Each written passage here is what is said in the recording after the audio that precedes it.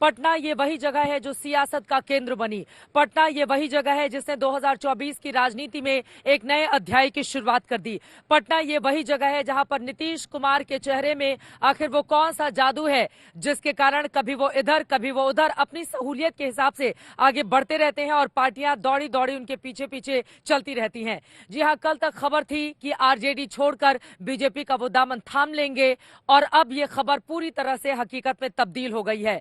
जैसे उड़ी जहाज को पंछी फिर जहाज पर आवे, उसी तरह की बात आज नीतीश कुमार की ओर से इसी राजभवन में कही गई जो मेरे पीछे आप देख रहे हैं, जहां पर सुबह 11 बजे वो इस्तीफा देने जाते हैं, फिर बीजेपी के नेताओं के साथ मिलकर सरकार बनाने का दावा पेश करने जाते हैं और शाम को 5 बजे नवी बार मुख्यमंत्री की कुर्सी संभालने के लिए फिर से पद और गोपनीयता की शपथ लेते हैं। अब सवाल यह है कि नीतीश कुमार के चेहरे में आखिर वो कौन सा जादू है।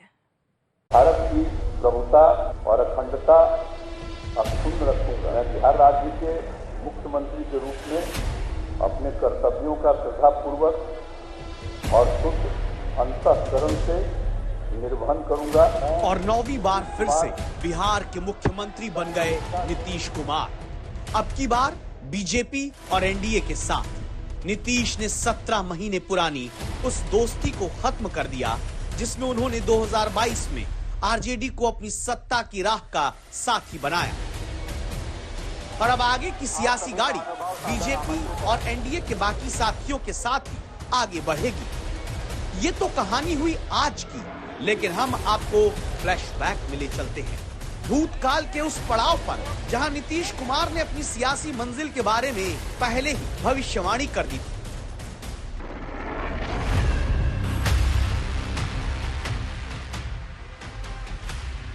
मैं बनूंगा बिहार का मुख्यमंत्री बाय हुक और क्रुक। शुरुआत में चुनावों में मिली हार के बाद 44 साल पहले पटना में जो बात नीतीश कुमार ने एक बार कही, उसमें क्या अब सिर्फ इतना बदलाव हुआ कि नीतीश अब बिहार के ही मुख्यमंत्री हर परिस्थिति में बने रहना चाहते हैं बाय हुक और क्रुक। जहां तक राजनीति का प्रश्न है, इसमें कुछ पाने की आकांक्षा नहीं होनी चाहिए, और जब पाने की आकांक्षा नहीं है तो खोने का कहां प्रश्न पैदा होता है। इसलिए कुछ पाने के लिए या खोने के लिए राजनीति करना, वो मेरे ये छात्र जीवन से ही मैं समाजवादी विचारधारा से प्रभावित रहा हूं। सत्ता की आकांक्षाओं से खुद को कोसों दूर बताने वाले नीतीश कुमार इस वक्त बिहार की राजनीति में सुरक्षित कुर्सी की चाहत में ही बनी बनाई सरकार के समीकरणों को जलाकर नई हरी झंडी फिर से अपनी कुर्सी के लिए हासिल कर चुके हैं। बार बार पलटने के पहले और बाद में वो अपनी मजबूरी भी जताते हैं। अब की बार भी उन्होंने ऐसा किया। कहा आरजेडी के साथ काम करने में अड़चन आ रही थी, शायद मन नहीं लग रहा था। आप मालूम है ना भाई क्या इनके से तो सब कुछ कर नहीं रहा था, कार्य हो ही गया तो मिल गई यहाँ थे, वही फिर आ गए और अब इधर उधर जाने का सवाल। और अब सुनिए नीतीश का सत्ता से सावधान रहने का वो पुराना ज्ञान जिसे उन्होंने आज तक से ही साझा किया था। कुछ लोग सत्ता में आने के बाद अपने को मालिक समझने लगते हैं और वही नाश कराता है, समाज का नाश कराता है और अंत में उनका भी नाश कराता है।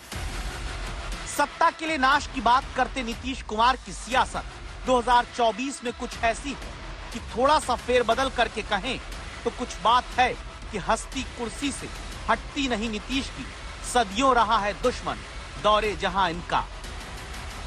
हम लोगों के मन में यह भी बात नहीं थी कि कभी चुनाव लड़ेंगे। सत्ता की बात तो बाद में आती है। इसलिए जो बुनियादी, जिसको कहिए ट्रेनिंग पॉलिटिकल एक्टिविटीज की जो हुई है, वो इस रास्ते की ट्रेनिंग नहीं है। इसलिए बहुत लोगों को ये बात विचित्र लगती है। कई लोग कहते हैं ये अटपटा निर्णय, कोई सब कुछ ठीक हो, यानी सत्ता के लिहाज से व्यावहारिक राजनीति जिसको कहते हैं, प्रैक्टिकल पॉलिटिक्स के हिसाब से या पावर पॉलिटिक्स के हिसाब से। पावर पॉलिटिक्स में लोग ये न के न प्रकारे न सत्ता की कुर्सी पर बैठना चाहते, चाहे इसके लिए जो कुछ भी कहना पड़े। और मेरे हिसाब से आज की राजनीति में जो सबसे बड़ा संकट है वो कथनी और करनी के फर्क का है। पावर में जाना है तो कुछ भी कह दो, जिससे भी लोगों को अच्छा लगे, लोग आपको वोट दे दें, वो कह दो। और फिर जब करने का वक्त आए तो पूरे मामले को डाइवर्ट करो, दूसरी तरफ ले जाओ। तो ये कथनी और करनी का फर्क है, अगर आप हमसे पूछिएगा तो ये सबसे बड़ा संकट है।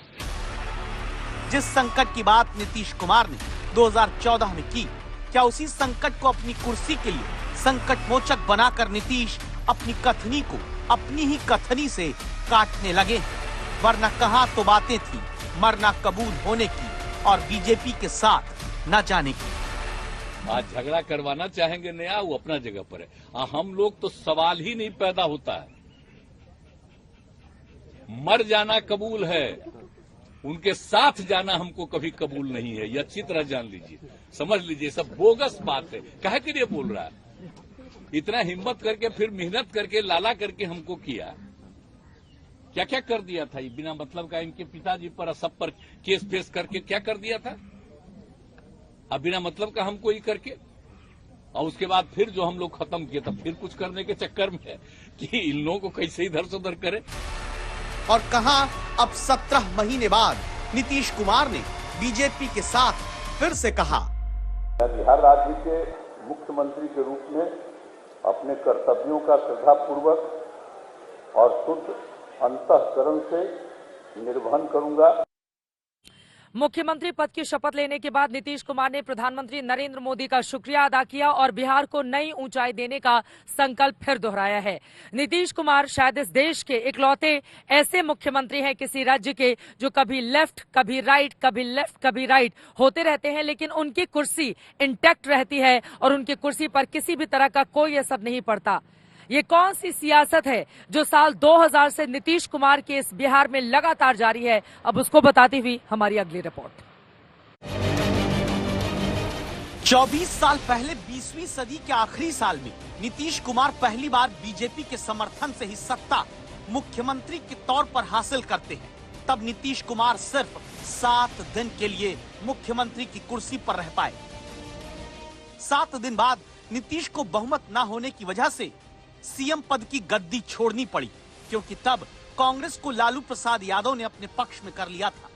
7 दिन में सत्ता छोड़ने की वो तिलमिलाहट नीतीश में क्या ऐसी बसी कि मार्च 2000 से फिर 24 नवंबर 2005, 26 नवंबर 2010, 22 फरवरी 2015, 20 नवंबर 2015, 27 जुलाई 2017, 16 नवंबर 2020, 9 अगस्त 2022 और अब फिर 2024 में 9वीं बार मुख्यमंत्री पद की शपथ नीतीश कुमार ले रहे हैं। और अब फिर 28 जनवरी 2024 में 9वीं बार मुख्यमंत्री पद की शपथ नीतीश कुमार ले चुके हैं। द्वारा स्थापित भारत के संविधान के प्रति सच्ची श्रद्धा और निष्ठा रखूंगा। प्रधानमंत्री मोदी जी के नेतृत्व में आने वाले समय में बिहार लोकसभा में स्वीप करेगा और एनडीए स्वीप करेगा और विधानसभा के चुनाव में भी एनडीए की सरकार बनना निश्चित रहेगा, ये हम महसूस करते हैं। एकदम विकास विकास विकास। जिंदाबाद। और पुराने गठबंधन साथी एक साथ फिर हो गए हैं, लगता सब कुछ ठीक है, एकदम ठीक रहेगा। बिहार के विकास के लिए ही काम करेंगे। आपकी कोई नाराजगी तो नहीं है? बहुत आप थोड़ा नाराज रहते थे नीतीश जी से। व्यक्तिगत कोई लड़ाई नहीं होती है, राजनीतिक लड़ाई है।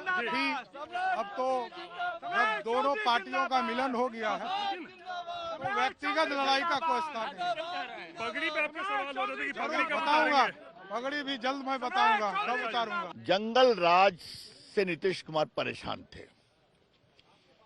बढ़ते हुए जो वहां पर कुशासन था आपस के बीच का, जो अविश्वास था आपस के बीच, इससे वो परेशान थे। इसलिए ऐसी बात नहीं कि एकाएक वो आए, उन्होंने मंथन किया। अच्छा है डबल इंजन की सरकार बिहार में आ गई है, लोकसभा और आगे भी फायदा होगा इसका, मतलब लोग साथ आए 40 में 40। जितनी जन कल्याण की योजनाएं हैं, गरीब कल्याण की जो प्रधानमंत्री जी से जुड़ी जितनी भी योजनाएं हैं, उम्मीद ही नहीं पूरा विश्वास है अब मजबूती से उसको धरातल पर उतारा जाएगा। सरकार एनडीए के पीएम मोदी के हिसाब से चलेगी या नीतीश कुमार के हिसाब से चलेगी? अब यही सवालों में आप फंसाइए। लेकिन फिर भी अब सब साथ क्या रहेंगे, मतलब भाई कोई ठीक रहेगा आपको लगता है? सवाल तो रहना चाहिए। उम्मीद ये देखिए, उनसे वैसे भी कभी कोई नाराजगी नहीं थी। मैंने हमेशा कहा कि उनकी नीतियों से मुझे जरूर ऐतराज था।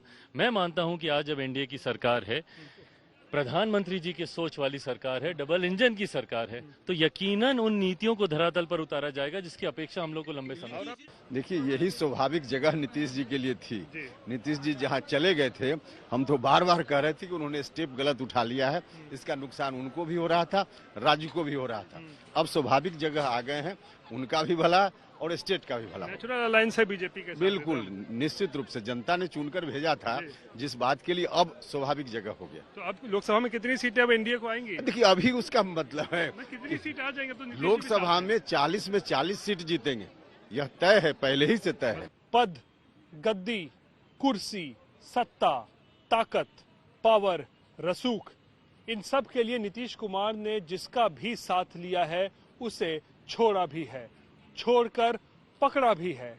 इस पकड़ाई छुड़ाई वाली सियासत के साथ ही सत्ता की कुर्सी पर काबिज नीतीश कुमार ये कहना नहीं भूलते हैं कि अरे मुझे पद से क्या करना है। सब लोग एकजुट हो जाएंगे तो नेता बनेंगे, जो भी बनेंगे काम करेंगे और देश के हित में काम करेंगे। और एक चीज हम बता देते हैं, अपने बारे में बता देते हैं, हमको नहीं बनना है, ये अच्छी तरह जान लीजिए। हम सबको खाली एकजुट करने में लगे, अपने लिए हमको नहीं कुछ चाहिए, हम देश के हित में काम करेंगे और बाकी सब लोग होंगे, दूसरे लोग होंगे, सब बैठ करके तय करेंगे। हमको कुछ नहीं बनना है, हम तो आपको बराबर कह रहे हैं, वो दूसरे लोगों को बनाया जाएगा, हमारी कोई इच्छा नहीं। हम तो सबको एकजुट करना चाहते हैं और सब मिल करके करें। हमको कुछ व्यक्तिगत नहीं चाहिए, हम तो सबके हित में चाहते हैं। इसलिए ये कभी मत सोचिए कि हम लोग कुछ चाहते हैं, वो सब बात नहीं। हम लोग तो सबको एकजुट कर रहे हैं। नीतीश की सत्ता के लिए राजनीति हाथी का दांत कही जाने लगी है,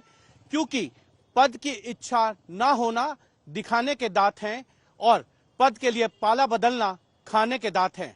इसीलिए कुर्सी कुमार के गैर भरोसेमंद होने पर लालू यादव ने कहा था कि उनके पेट में दांत हैं। सन 77 में महोदय हम लोग को दिल्ली समझ में आया नहीं। दिल्ली में हम लोग जब आए, राजनारायण जी, जौहर साहब, चौधरी चरण सिंह जी, हम लोग उसी परिवार के लोग हैं महोदय, चाहे मुलायम सिंह जी हो और कोई हो या नीतीश जी उधर जो चले गए हैं। हमारे मुंह में सीधे 32 दांत है, उनके पेट में नीतीश के दांत है जो वहां चले गए। पेट में दांत, पेट वाला दांत बड़ा खतरनाक होता है।